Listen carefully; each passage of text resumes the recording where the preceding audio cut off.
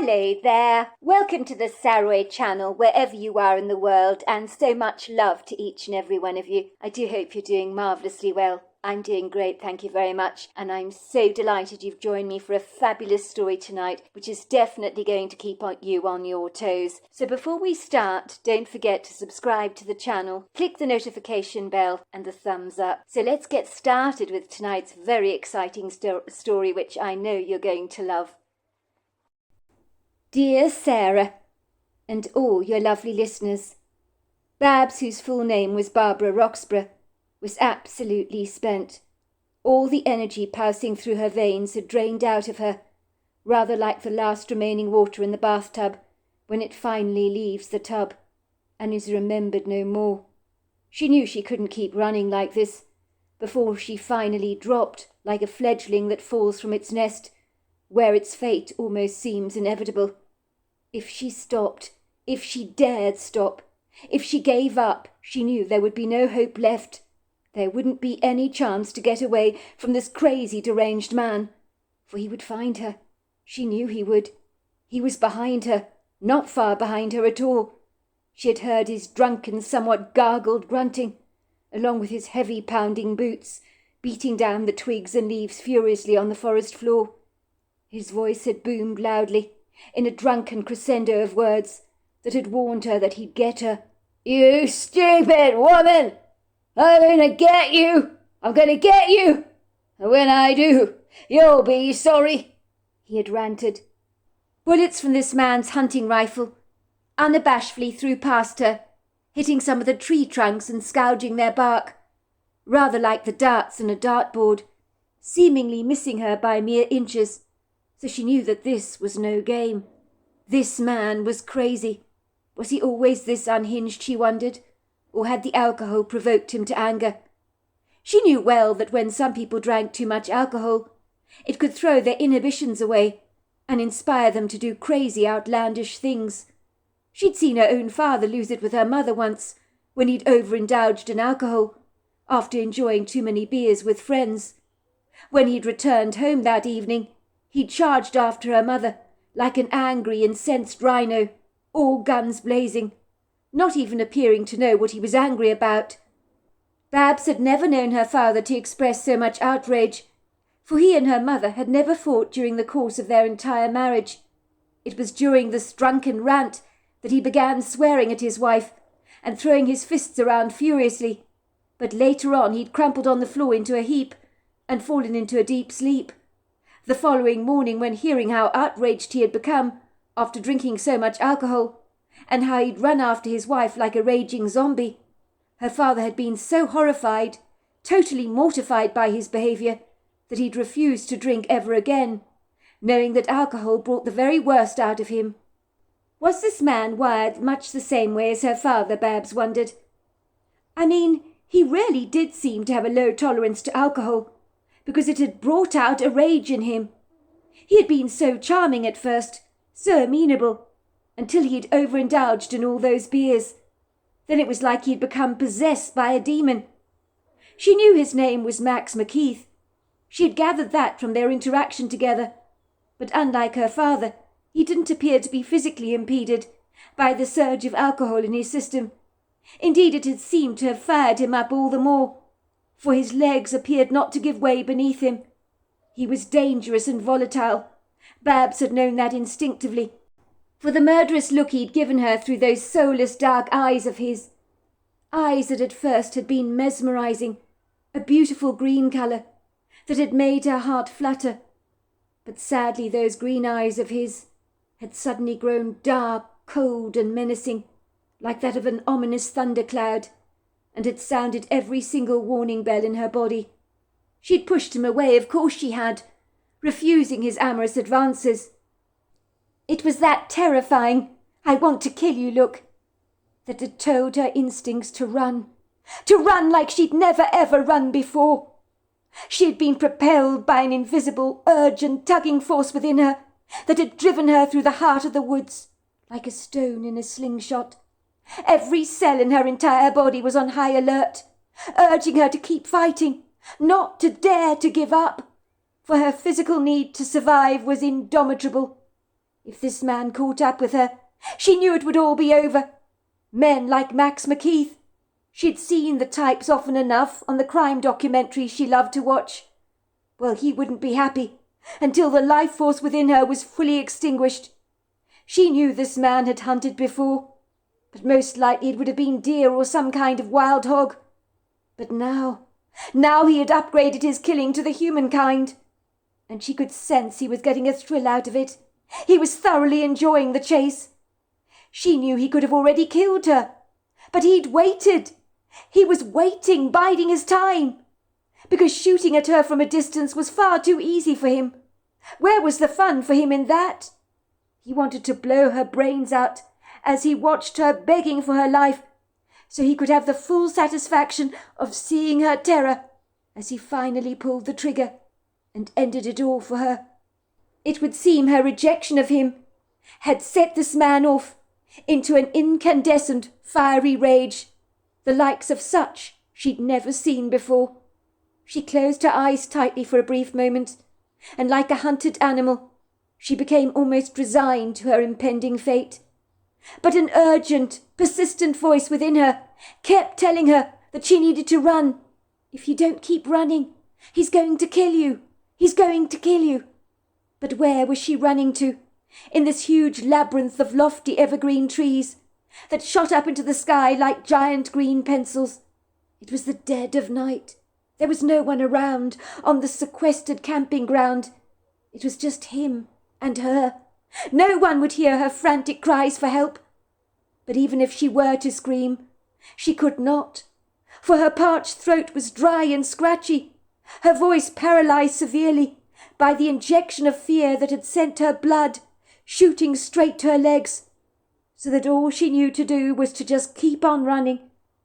If she ran like this when she was at school, when she was in senior high, the sports teacher, Mr. Munro, would have thought she was headed for great things, for she would have lightly beaten all the rising sports stars at the time, if she could run like this.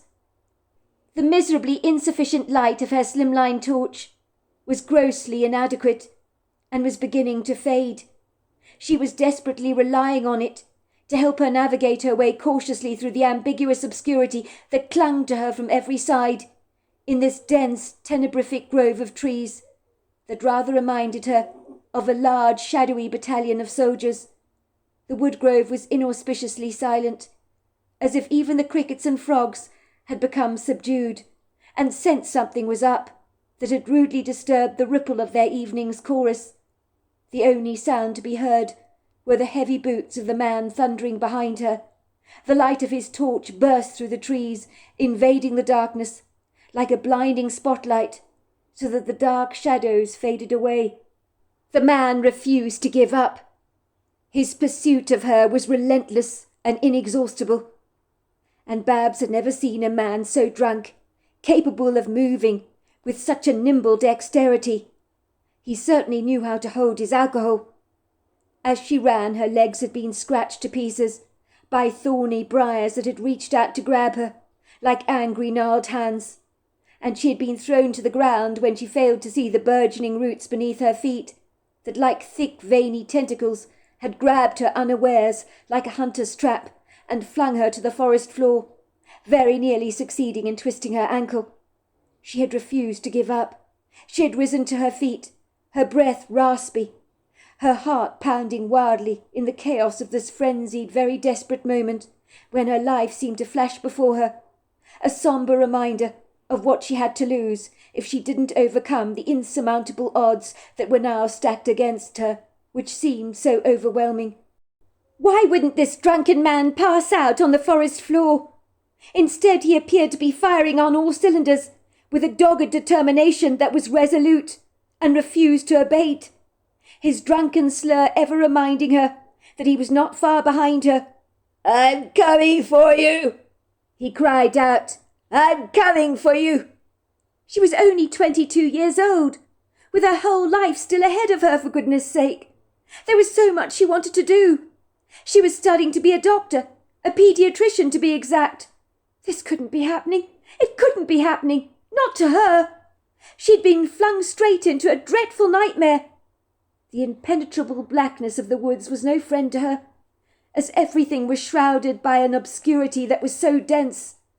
There were brief moments during her desperate scramble through the trees that she occasionally welcomed a peppering of moonlight, as its pearly intrusion through the canopy above her head gave her a short moment of reprieve when she could see where she was going a little bit better. She began to wilt like a wild flower in an alpine meadow that has been severely scorched by a searing heat wave, so it surrenders to the evening, as it soon becomes one with the earth, ashes to ashes, dust to dust, which is a smooth rhythmic flow of life, here today, gone tomorrow. Her heart continued to flutter wildly in her chest, but not in a good way. It boomed loudly in her ears, and the sweat saturated her clothes, making them hang on her like wet sheets. It was cool in the woodgrove. It was early spring, and the night still had not fully let go of the winter chills. But Babs felt no cold, only in the insufferable heat of this never-ending chase. 10 hours earlier, Babs had innocently come to this camping ground with her best friend Veronica. She had no way of knowing that this would be the last day of her life on earth, the last day when her heart would beat in her chest, the last day when she would breathe in the delicious mountain air, the last day when her eyes would gaze out at an exquisite view spread out before her like a perfect postcard. All these things you take for granted when you assume the following morning you will wake up to face another day. But what? What if there was no more tomorrow? What if her life was drawing to its final full stop? If Babs had known that she was living on borrowed time, where the sands and the hourglass have almost run their course, she may never have taken this trip to the mountains in the first place. It wasn't like she'd really wanted to come here anyway. Her best friend Veronica Wilton could be very persuasive when she wanted to be, and Babs had folded under the ebullient pressure of her friend's enthusiasm, and had been encouraged to come on this trip, after Veronica had broken through her wavering reluctance. It had been a spur-of-the-moment trip, one of those things you decide to do at the very last minute. Veronica had insisted that a weekend camping trip like this would wipe away the chains of disillusionment that had imprisoned her hope and shackled her ability to see the way ahead of her clearly, as the future itself stood behind a dark, burgeoning cloud that had stolen away the beautiful light that the future had so happily promised. Veronica had painted a dewy picture in Babs's mind about how magnificently appealing this camping ground was, with its dramatic, very arresting views over Mount Rainier, and how this would be the quintessential opportunity for the two of them to get away for a long, extended weekend that could possibly stretch out to 4 or 5 days if need be. Veronica had told Babs that they could set out their tents close to the silvery lake, surrounded by mesmerizing tall, lofty evergreen trees. They could enjoy talking together over a crackling fire at night, under a canopy of silvery stars, while they roasted marshmallows together. I mean, what could be more romantic than that? Then during the day they could go fishing together, or take one of the rowing boats from the boathouse across the lake, or they could go hiking up one of those intrepid mountain trails through the trees. Veronica had come to the Lakefield camping ground on many occasions before with her family, and believed it was the best place for Babs to be able to gain some perspective over her life again, and to realize that even if things in the past had let you down really badly and thrust upon you great disillusionment, that there is a bright future around the next corner, and a better one at that. Veronica vehemently believed that God had a divine plan for everyone, and if something didn't work out, then as far as Veronica was concerned, it was never meant to be. She passionately believed in the smooth flow of serendipity in the lives of all people.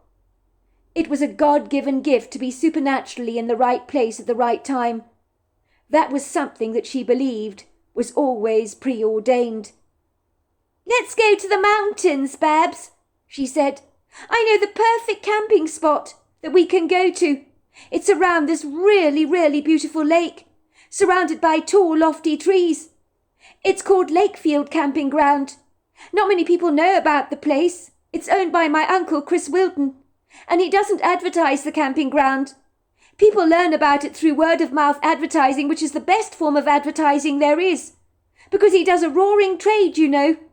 Although I hasten to say at this time of year, being early spring, of course, well, it's going to be reasonably quiet there. It's the perfect time for us to go. We could potentially have the whole place to ourselves. I've been going there with my family for many years. Imagine what fun we could have camping around the lake. Just the two of us, Babs. Go on. It'll be a wild, intrepid adventure for us.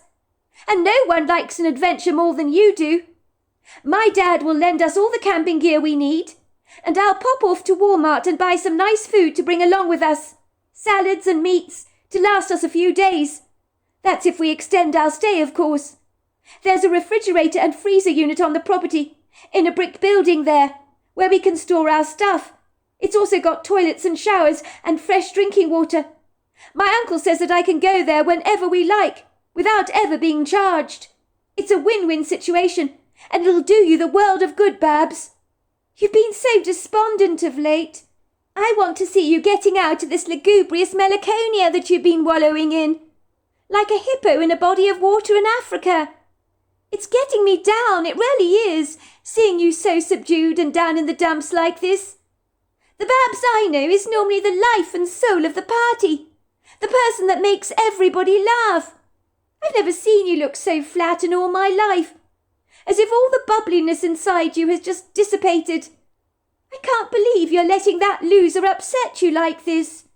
Don't let him destroy your life, Babs. If he was eager to let you go so easily, more fool him, that's what I say. He's going to regret losing you, believe me, he is. But sometimes a person doesn't appreciate what they really have until they lose it, if you know what I mean. I think without you in his life, Russell's going to realise how miserable his lot is. I know you're saying that to make me feel better, Veronica. Nice try, but I'm sorry, I'm not buying it. I wouldn't say something I didn't mean, Babs. You know what I'm saying is true. Anyway, enough about Russell. How about this trip to the camping ground I was telling you about, for an extended weekend? Go on, please say yes. I'll organise everything myself. I promise you don't have to lift a single finger. I want you to relax. I will do everything, the shopping, the organising. You don't have to do a thing. Sorry, Veronica, but I don't know if I'm up to going to Mount Rainier, Babs had said. But it's very kind of you to offer, very generous. It's a nice thought. The truth is I don't feel like doing anything. I'd rather sit here stuffing myself with doughnuts and getting enormously fat, so no one will ever want me or desire me again, and I won't get hurt, and have someone blow up my dreams into hundreds of pieces of flying shrapnel. Don't say that, Babs. If you hang around this dingy, oppressive apartment, stuffing your face with doughnuts, you're going to get more miserable. That's the whole idea, Veronica, don't you get it? I want to be miserable. I want to wallow in my misery. No, you don't. Of course you don't want to be miserable. Don't talk such nonsense. You need fresh air and exercise. You'll feel so much better if we get away. Go on, let's do it. You won't regret it. I can promise you that. I don't understand how any of this has happened, Veronica. I thought Russell loved me. I really, really did.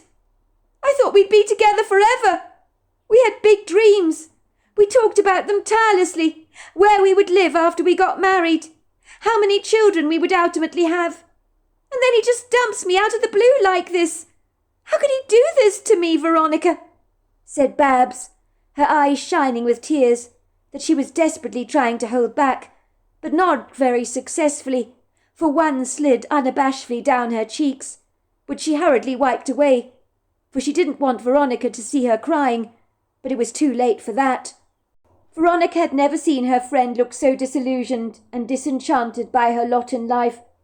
Babs had big revealing black crescent moons under her puffy eyes. Her face was pinched and drawn, as if she hadn't eaten for several days. Babs looked like someone who'd lost a loved one in a tragic car accident, and was consumed by an all-encompassing grief. Veronica reasoned to herself that for Babs the end of her relationship with Russell really was like experiencing a grievous, tragic loss in her life, that she'd never seen coming. Veronica had been equally surprised that Russell had ended their relationship like this, for she had mistakenly assumed that they were set up for life. Veronica and Babs shared an apartment together in Seattle. It was, of course, a tiny apartment, because rental costs were fiercely expensive, but nevertheless they loved the place, for it had become a home to them. When Veronica had opened the front door of the apartment after returning home one evening, she had discovered to her shock and horror that her best friend Babs was lying in a crumpled heap on the floor, drowning in a sea of tears. Veronica had been very concerned to find Babs in such a sorry state, and had wondered privately if her friend had been attacked by someone, until she managed to hear the words escaping from Babs's own mouth. "Veronica, he's dumped me! Russell has dumped me! Can you believe that?" she had said, her eyes red with dismay. Veronica had been thrown between a mixture of relief that her best friend had not been subject to a brutal attack, and extreme sadness to learn Babs's very sad news that her loving 5-year relationship with Russell had come to an abrupt end. They had been so good for each other. In her humble opinion, they were the very last couple that she'd have ever envisaged calling it quits on their relationship. Babs and Russell had been the couple everyone assumed would be together forever, for they seemed to belong together. Put it this way, if Veronica had been a betting woman, she'd have put big bucks on the fact that Babs and Russell would be together forever. For there had been times she had secretly envied their relationship, for she believed that Russell was the perfect man for Babs. Now she was beginning to doubt that he'd ever been perfect in the first place, for she was privately disgusted with how Russell had treated Babs. Mind you, was there ever an easy way to end a breakup? And the one that ended the relationship was the one most often severely judged. Russell was a good person, so what on earth had induced him to break up with someone as lovely as Babs? Veronica had rushed over to Babs and picked her up off the floor. Babs's slender body had been like a rag doll. She had tucked Babs into bed and given her some sleeping tablets. The moment Babs's head had hit the pillow, she had fallen into a deep sleep. Veronica was still not sure why things had ended so badly for the couple that she believed would have been together forever. She reasoned now might be a good time as any to ask Babs what had really happened that evening, when she'd returned home to find her best friend in such a dreadful state. Surely there was more to this enigmatic story than met the eye. She needed to ask Bab why Russell had pulled the plug on their relationship so mercilessly. Maybe it would be extremely healthy for Babs to talk about what had happened between her and Russell that evening when he'd ended their 5-year relationship so resolutely. Babs had completely shut down over the breakup. She was traumatized and devastated by it. She didn't want to talk to anybody, and had withdrawn into her shell, not wanting to take any part in daily life, which was why Babs had not even bothered to change out of the pyjamas she had been moping in for several days now. She had refused to attend any lectures at the university, which could end up costing her dearly. Veronica knew things could not go on like this indefinitely, or her friend would begin to fade away before her very eyes, especially given she hadn't eaten anything for days now. They always say talking helps, don't they? That's why so many people all over the world visit therapists when they've experienced some kind of emotional trauma in their lives, for it seems to help such people to talk about their emotions, to purge out some of their grievous sorrow that holds them to ransom in their lives, literally disabling them from being able to move forward. A therapist's job is to listen to their patient and help them clear their own way through the fog of doubt and self-recrimination, so that they themselves can find a clearer, more brighter path to navigate. Veronica knew she was no therapist, but like Babs, she was studying to become a paediatrician, and they were in exactly the same year at university. She could only try her best to listen to her friend, and pretend that she was not emotionally involved with her. She would try to hear her out with a detached interest. Veronica wanted to be a successful paediatrician one day, and talking to patients about their problems went with the territory of being a good doctor, so she might as well listen to Babs. Who knows, she might be able to offer her best friend some sound advice. "I hate to say this to you, Babs, but I'm going to be honest with you. It really doesn't suit you to sit here feeling all sorry for yourself," she said rather gingerly.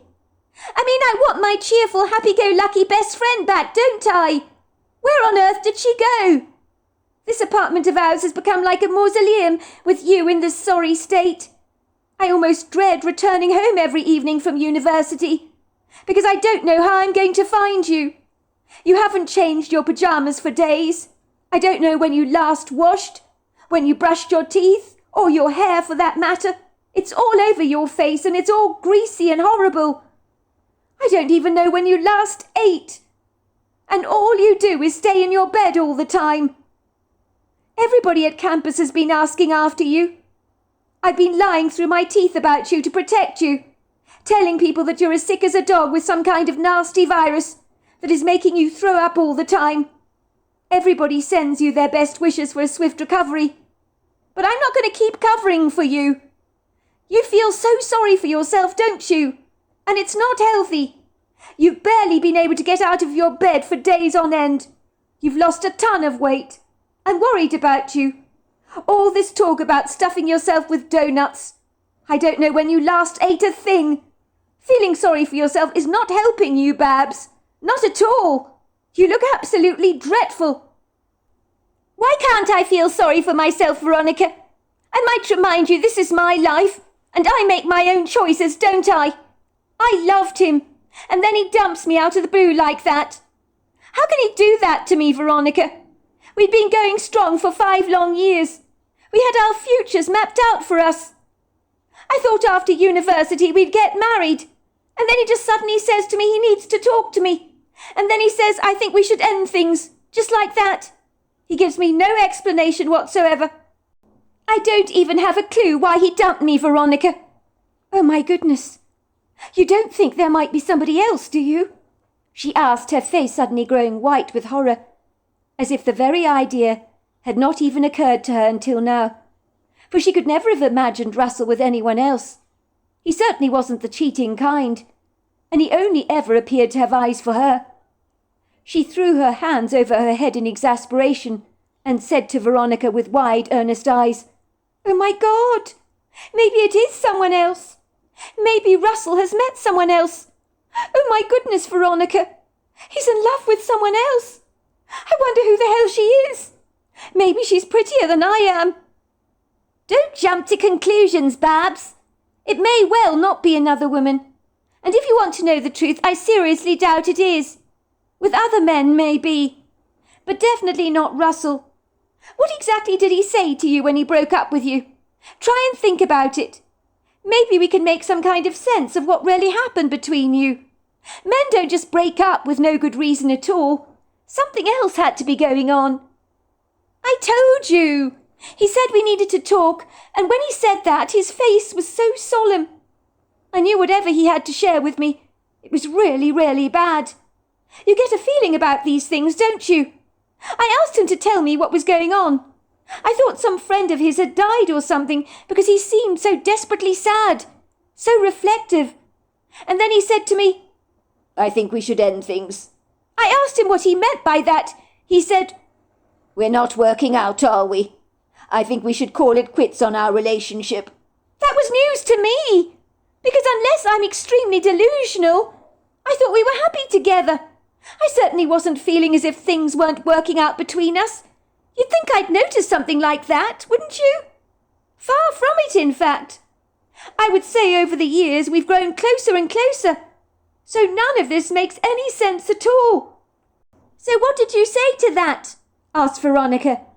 "Surely you demanded from Russell some kind of explanation as to why he was doing this and ending things with you. I agree with you. It doesn't make any sense." "Of course I asked him what he was on about. I told him we loved each other, and he said that he didn't love me. Not anymore, anyway. That the feeling wasn't mutual. So I burst into tears and made an absolute fool of myself. I then told him to take me back home. I couldn't bear to look at him anymore.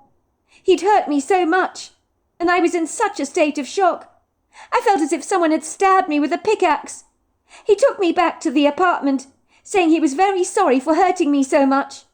He wanted to call you so that you would be there for me to help me through my grief. I told him not to bother, that I'd be absolutely fine and I'd soon be over him. It was humiliating being dumped like this. Completely soul-destroying, let me tell you." "It must have been soul-destroying. Devastating," said Veronica sympathetically. "I mean, you loved him, and you still love him with all your heart, because that feeling doesn't go away, does it? You thought he felt the same way as you. And then he throws a curveball at your life like this. None of this is fair." "Well, he did try to comfort me," said Babs. "He put his arms around me. He walked me to the front door and tried to follow me into the apartment. He said he'd put the kettle on and make me a sweet cup of tea to make me feel better. I pushed him out of the front door and locked him out.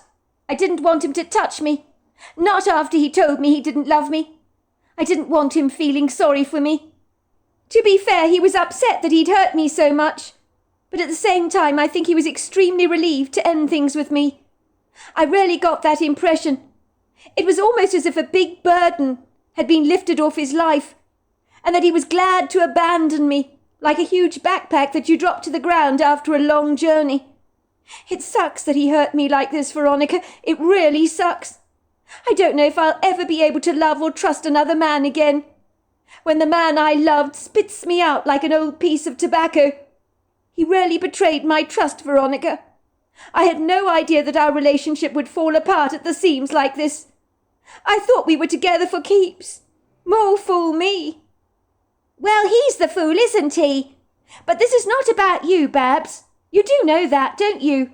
Hand on heart, I absolutely believe that, from what you're telling me, that none of this is about you. Something is going on with Russell. I know it is." "What do you mean it's not about me? Of course it's about me. It's deeply personal. He dumped me, didn't he, Veronica? Sometimes when people have issues that they can't handle, they push the people they love away, don't they? Maybe that's what's going on here. How has Russell been towards you these past few weeks?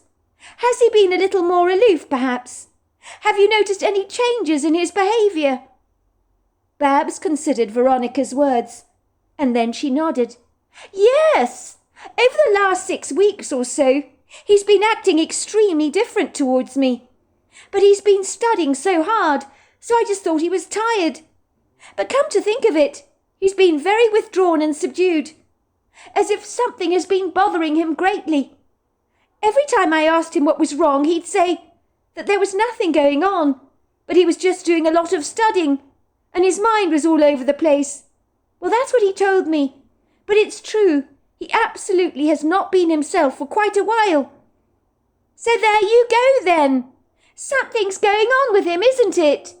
You know what he's like. You've always been the gregarious, outgoing one in your relationship. He's the deep thinker out of the two of you. He doesn't talk very much. He's reticently reserved, isn't he? I wouldn't fret about it if I were you. Give him some time. Maybe he's got personal issues he needs to address. And when he finally comes to his senses, he'll be begging you to take him back. I know Russell deeply loves you. I've seen the way he looks at you.